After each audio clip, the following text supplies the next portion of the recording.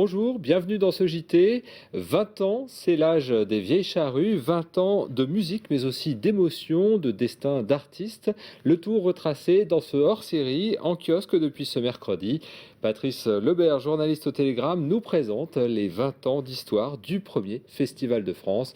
Mais auparavant, un point sur l'actualité de ce mercredi 15 juin 2011 dans le Finistère. Et c'est le grand jour ce jeudi pour un peu plus de 9000 candidats dans le Finistère. Le baccalauréat démarre avec la traditionnelle épreuve de philo. Quelques conseils de toute dernière minute avec Dominique Julien, professeur à l'Andivisio.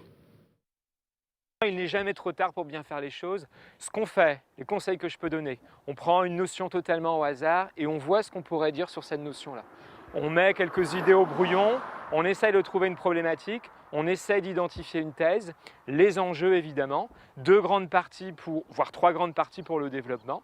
Donc ça c'est le plan. Et puis ensuite on peut peut-être s'entraîner à rédiger aussi la conclusion, une dizaine de lignes, pas davantage. Si on a bien appris son cours de philo pendant l'année, on se demande ce qu'un philosophe aurait pensé de telle ou telle notion.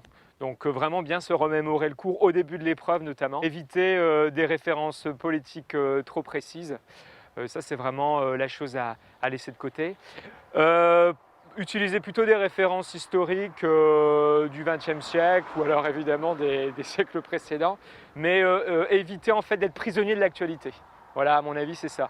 Le philosophe, c'est d'abord de toute façon celui qui a du recul par rapport au monde, par rapport aux choses et par rapport à l'actualité immédiate. Comme dirait Nietzsche, je dirais qu'il ne faut pas être prisonnier du pilori de l'instant. Et dans quelques semaines, certains des bacheliers chercheront un logement. L'UFC Que Choisir a mené l'enquête sur les pratiques peu louables en matière de location immobilière. Dans le Finistère, l'association a recensé une centaine de litiges en 2010. L'UFC fait des propositions sur les dépôts de garantie. Jean-Pierre Osmas, président de l'UFC Quimper, au micro de Marina Dété. Lorsqu'un locataire arrive dans un logement, le propriétaire va lui demander 2 mois de caution, 2 mois de caution garantie, plus 1 mois de loyer d'avance. Le propriétaire va donc empocher cet argent, en général c'est un chèque. De 2 choses l'une, soit il le met de côté, soit il l'encaisse tout de suite, mais il n'a pas d'intérêt à l'encaisser tout de suite, puisque de toute façon il faudra le rendre à la fin du bail. Voilà, les personnes sans moyens, ils seront obligés de le restituer. Ces sommes qui seront récoltées au niveau national représenteraient 5 milliards de totalité. Sur ces 5 milliards, on pourrait très bien mettre entre 150 et 200 millions, c'est-à-dire les intérêts de cette somme, je dis bien les intérêts de cette somme, qui seraient à ce moment-là mis sur un fonds de garantie qui permettrait effectivement de donner un coup de main à tous ceux qui en ont besoin. Et puis l'UFC insiste sur la nécessité de bien rédiger l'état des lieux pour éviter évidemment tout litige en matière de location. À tout juste 15 ans, Samuel possède déjà son bateau, un voilier de 5,40 m qu'il a acheté avec ses économies. Rencontre étonnante à Logona d'Aoulas avec cet adolescent passionné, Sophie Le Croisier. C'est peut-être le plus petit voilier de Logona d'Aoulas, 5,40 m. Mais qu'importe, Samuel peut se vanter d'être propriétaire de son bateau à 15 ans. Après plusieurs mois de recherche, en décembre dernier, il trouve enfin la bonne affaire, 500 €. Le bateau a quelques trous sur la coque, alors il entreprend des travaux. Système D, aide des proches, 3 mois plus tard, Épicure est prêt. Voilà comment cet ado d'1,85 m l'a nommé. Étonnant? Non, pas du tout. Pour lui, rien d'original dans son histoire. J'ai commencé assez jeune, vers 6 ou 8 ans, je sais pas trop. J'ai commencé ici, là, sur les katas, un peu optimiste aussi. Pour commencer, c'est quand même génial ici. Tout ce que j'ai appris, j'aurais pas pu l'apprendre par. Mon bateau, j'aurais pas pu l'avoir si j'étais à Ouessant. On est toujours actifs en fait. On s'arrête pas trop, on a toujours quelque chose à faire. Pas de télé ni de jeux vidéo ou presque. Dès qu'il le peut, Samuel se les voile ici, à Moulin-Mer, à Logona d'Aoulas. Sa passion pour la mer, il aime la partager avec ses potes. Tout ça, en fait, j'ai essayé quelques fois, mais je m'amuse pas vraiment. C'est un peu mou, quoi. On peut pas parler.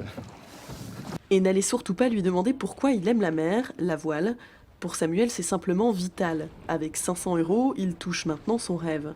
Comme quoi, la voile n'est pas toujours une histoire de gros sous.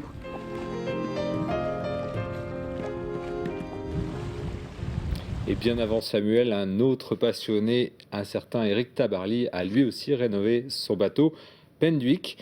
Plusieurs voiliers du même nom ont accompagné la carrière de ce skipper exceptionnel. L'esprit de Tabarly flotte sur la Cornouaille en ce moment avec la venue de 5 Penduic. Les Concarnois pourront monter à bord des bateaux de légende à partir de dimanche et jusqu'au 22 juin. Des animations, jeux concours et la projection du film Éric Tabarly sont aussi programmés. 20 ans, des millions de festivaliers, les Vieilles Charrues ont tracé leur sillon pour être aujourd'hui le premier festival de France, pour sa fréquentation notamment. Ce mercredi sortait ce hors-série retraçant 20 ans d'aventure. Alors Patrice Lebert, bonjour. Bonjour. Vous êtes journaliste au Télégramme et c'est vous qui avez, avec des collègues, bâti ce numéro. Comment justement vous l'avez construit ? Nous n'avons pas voulu faire un simple album de photos. Nous avons voulu réaliser un numéro spécial de 40 pages retraçant le Festival des Vieilles Charrues sous tous ses angles, le public, les bénévoles, les artistes évidemment, des photos, des anecdotes, etc., que des textes inédits.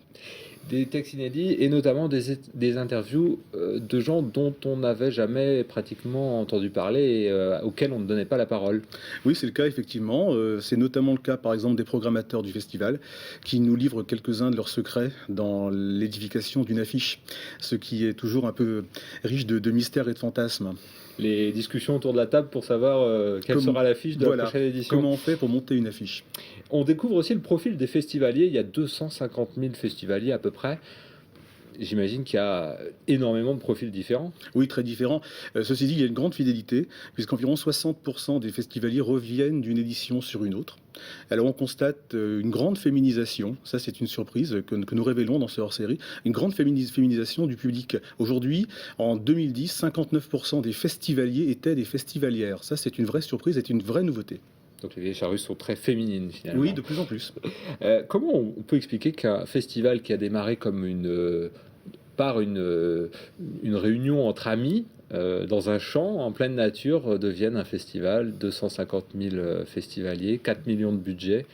Alors il y a beaucoup de mystères là-dedans. C'est vraiment d'abord une affaire de copains qui s'est étendue à toute une ville, puis à tout un pays, qu'on appelle le pays du Poer, le centre Finistère, et qui a donné beaucoup de plaisir à beaucoup de gens, une vraie bonne humeur, une des affiches de qualité, une programmation intéressante, un tarif bas. Un réseau de bénévoles extraordinairement efficace et extrêmement fidèle. Et tout ça, à la longue, ça a fini par créer un succès absolument incroyable, totalement inouï, qui n'a pas d'équivalent dans l'histoire des festivals en France. Comment vous avez, quel moment, vous avez relevé en écrivant justement ce hors-série, des moments exceptionnels qui ont jalonné ces 20 ans d'existence pour ce festival? L'édition 2001 reste exceptionnelle dans l'esprit du public. C'était les 10 ans, une ambiance incroyable, une affiche fabuleuse, des concerts mémorables, Noir Désir, Manu Chao notamment, qui sont restés très forts. Le concert de Johnny Hallyday pour certains également en 2006. C'était à l'époque un événement. Qui a demandé si tout le monde était bien dans la salle. Voilà, c'est ça, en s'adressant au public. Et puis 2009, évidemment, le concert de Bruce Springsteen, bien entendu. Là, les Vieilles Charrues ont changé encore de braquet, sont devenus vraiment là un festival référence. Et justement, comment peut-il évoluer encore ? Ça, c'est une très bonne question. Vous vous êtes posé la question. On s'est posé la question, on a imaginé ce que pouvaient être les Vieilles Charrues en 2021 avec des pistes de réflexion. Un système de tickets à la carte, un système d'hologrammes sur scène, tout ça est tout à fait envisageable. Et également, vous avez mis à contribution les lecteurs, parce que dans ce hors-série, vous avez bâti l'essentiel, mais les lecteurs ont participé. Ils ont participé par l'intermédiaire d'un top 10, donc on a demandé aux lecteurs de désigner leur concert favori, et on livre les résultats en exclusivité dans ce hors-série. Donc il y a eu un vote, plus de 1100 lecteurs festivaliers ont participé et nous avons parallèlement demandé à la rédaction du Télégramme d'y participer également. Donc ça permet aux lecteurs de vérifier que la rédaction du Télégramme est à peu près en adéquation. Et alors ? Eh bien, il y a des surprises. Les numéros 1 ne sont pas les mêmes, mais on trouve pas mal d'artistes en commun, évidemment. Juste le numéro 1, rédaction du Télégramme, le numéro 1... Le numéro 1 de la rédaction du Télégramme, c'est Arcade Fire, qui avait vraiment mis le feu. C'était absolument incroyable en 2007. Et le numéro 1, mais de très peu, pour les lecteurs, c'est Bruce Springsteen, juste devant un célèbre groupe bordelais. Très bien, on aura compris. Merci Patrice Lebert. Donc on rappelle que Vous avez participé à la rédaction de ce hors-série donc dans les kiosques en ce moment pour retracer donc les 20 ans d'existence du Festival des Vieilles Charrues. Et puis ce festival donc aura lieu du 14 au 17 juillet prochain. Merci de nous avoir suivis. On se retrouve demain à partir de 18h15 pour un nouveau point sur l'actualité. Bonne soirée à vous.